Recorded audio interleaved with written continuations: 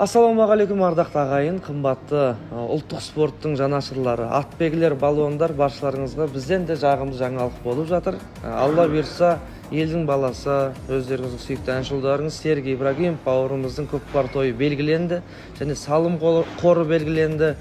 2023 жылдың осы күзде 3 қарашада болатын Қызылорда облысы Жаңақорған ауданы Түгіскен ауылында болатын дәстүрлі дүбірлі көкпарға баршаларыңызды шақырамыз. Салым қорын қазірден атап өтейін. Беташар салымымыз 200 мың теңгеден басталады. 100 мың теңгеден тағы да айналдырып отырамыз. Қума болып шабылады. Арасында 200 мың теңгеден тағы да 100 мың теңге және 200 мың теңге. Ең соңы бар баласың автокөлік, келі баласың автокөлік деген соңғы өгіз өлді сияқыларымыз бар.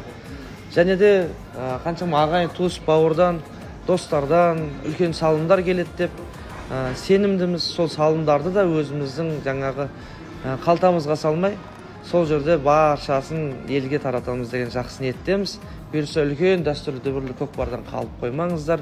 Сағат 11-де ас беріледі. 12-де 1,5 сағаттық елге арналған концертіміз бар. Сағат 2-де көкпар.